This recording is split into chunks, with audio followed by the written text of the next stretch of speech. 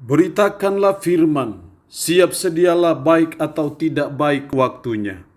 Shalom, puji Tuhan, kita bersyukur bisa berjumpa lagi dalam renungan harian di hari ini. Saya percaya kita semua ada dalam berkat dan pertolongan Tuhan. Mendengar firman itu sesuatu yang sangat penting, karena firman itu bermanfaat bagi pertumbuhan rohani kita. Mari kita berdoa. Kami bersyukur dan memuji nama-Mu ya Allah di hari ini. Engkau berikan kami waktu dan kesempatan kembali untuk kami akan mendengarkan sebagian dari firman-Mu. Roh-Mu yang kudus, tolonglah kami, urapi dan berkati kami dengan firman-Mu di hari ini. Dalam nama Tuhan Yesus Kristus kami berdoa.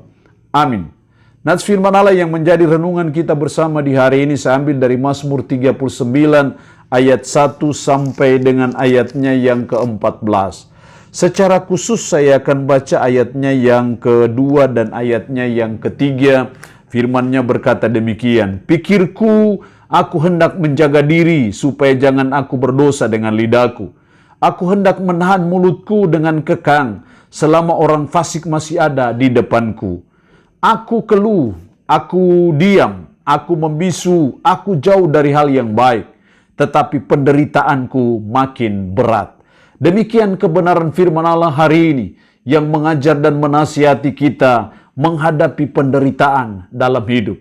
Saya percaya kita tidak pernah lepas dari penderitaan dalam menjalani hidup, karena sesungguhnya penderitaan itu adalah bagian dari kehidupan dan tidak ada penderitaan adalah bagian dari kematian. Jadi kita tidak bisa menghindar dari penderitaan. Kita bisa menghadapi penderitaan itu. Karena selagi kita hidup, kita pasti ada dalam suatu perjuangan, ada dalam suatu pergumulan yang bernama penderitaan itu. Sama dengan pemazmur, aku keluh, aku diam, aku membisu, aku jauh dari hal yang baik, tapi penderitaanku makin berat. Penderitaanku makin berat. Itu bertanda bahwa sang pemazmur juga sedang mengalami suatu penderitaan dalam hidupnya.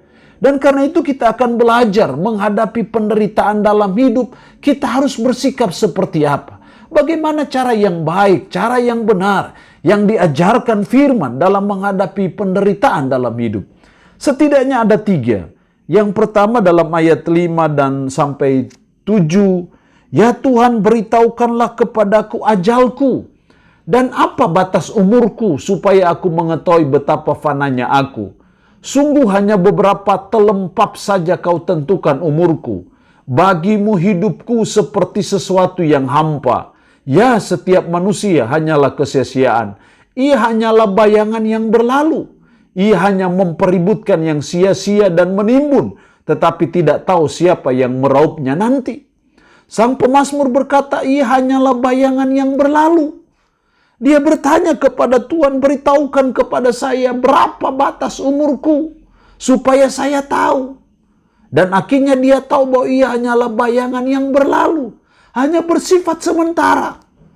Di sini kita melihat bahwa dalam menghadapi penderitaan dalam hidup, kita belajar dari pemazmur yang pertama itu, kita harus menyadari bahwa hidup ini hanya sementara.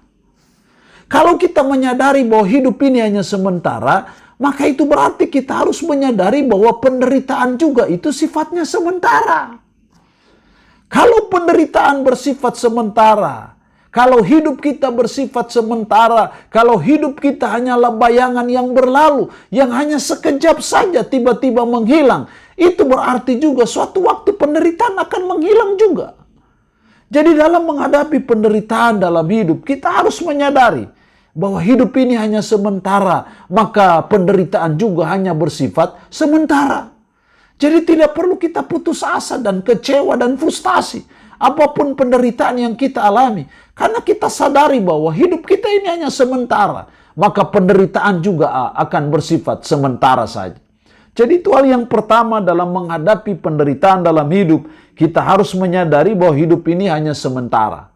Karena itu penderitaan juga hanya sementara saja. Yang kedua dalam ayat 8. Dan sekarang apakah yang ku nanti-nantikan ya Tuhan? Kepadamulah aku berharap. Kepadamulah aku berharap. Jadi menghadapi penderitaan dalam hidup seperti pemazmur berharap kepada Tuhan.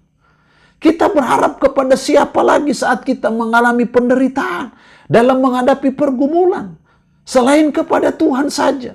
Kita berharap kepada manusia, maka kita akan semakin kecewa dan semakin frustasi dalam menjalani hidup ini. Tapi saya percaya ketika kita menanti-nantikan Tuhan, kita berharap kepada Tuhan, Tuhan tidak pernah mengecewakan orang yang berharap kepada Tuhan. Walaupun memang mungkin penderitaan itu tidak langsung selesai, tapi Dia beri kita kuat dan kemampuan menghadapi penderitaan. Karena Dia tahu kapan waktunya yang tepat Dia membebaskan kita dari penderitaan. Jadi hal yang kedua dalam menghadapi penderitaan dalam hidup, kita berharap kepada Tuhan. Kita berharap pertolongan Tuhan. Kita berharap mujizat dari Tuhan. Kita berharap campur tangan Tuhan dalam hidup saudara dan saya. Karena berharap kepada Tuhan itulah yang memberi kita kekuatan, kemampuan, keteguhan iman. Sehingga kita tidak goyah menghadapi penderitaan, tidak putus asa, tidak kecewa dan frustasi. Betapapun penderitaan itu menjadi momok dalam hidup saudara dan saya. Jadi kita harus tetap berharap kepada Tuhan. Apapun penderitaan hidup kita, jangan pernah lupa untuk kita berharap kepada Tuhan. Karena Tuhan tidak pernah membiarkan orang yang berharap kepadanya. Yang ketiga, menghadapi penderitaan dalam hidup. Ayat 9 sampai 12. Ayat 9, lepaskanlah aku dari segala pelanggaranku. Jangan jadikan aku celaan orang bebal. Lepaskan aku dari segala pelanggaranku. Itu mengindikasikan bahwa sang pemazmur menyadari pelanggarannya. Dan pelanggarannya itu yang membuat dia mengalami penderitaan yang berat. Jadi lain kali penderitaan itu karena kesalahan kita. Karena kita berbuat salah di hadapan Tuhan, sehingga Tuhan menghukum kita dengan penderitaan. Walaupun tidak selamanya penderitaan itu karena kesalahan kita. Tapi karena memang ada maksud dan rencana Tuhan di balik semuanya itu. Makanya pemazmur berkata dalam ayat 9, lepaskan aku dari segala pelanggaranku, jangan jadikan aku celaan orang bebal. Di sini kita melihat bahwa sang pemazmur bertobat dari dosanya. Makanya dia berkata, lepaskan aku dari segala pelanggaranku. Jadi sini kita melihat bahwa dalam menghadapi penderitaan dalam hidup, yang ketiga, kita harus bertobat dari dosa-dosa kita. Kita harus introspeksi diri. Apakah penderitaan itu karena dosa kita? Jangan-jangan kita mengalami kesusahan, mengalami penderitaan, itu karena pelanggaran kita. Sehingga kalau itu pelanggaran kita, ya seperti pemazmur, lepaskan aku dari segala pelanggaranku. Artinya bahwa sang pemazmur mau bertobat dari dosa-dosanya. Itu yang benar dalam menghadapi penderitaan dalam hidup. Kita harus bertobat dari dosa-dosa kita. Karena dosa-dosa yang seringkali menyebabkan penderitaan itu terjadi dalam hidup kita. Walaupun tak selamanya penderitaan itu disebabkan oleh dosa. Allah yang punya firman ini memberkati kita dengan firman-Nya di hari ini. Amin. Mari kita berdoa. Puji syukur untuk kebenaran firman-Mu hari ini, yang mengajar kami menghadapi penderitaan dalam hidup. Tolong kami supaya kami menyadari bahwa hidup ini hanya sementara, seperti uap saja. Makanya penderitaan juga hanya bersifat sementara. Tolong kami untuk kami berharap kepada Tuhan saja dalam menghadapi penderitaan. Dan tolong kami supaya kami mau bertobat dari dosa-dosa kami. Roh-Mu yang kudus, tanamkanlah, meteraikanlah firman dalam hati dan pikiran kami.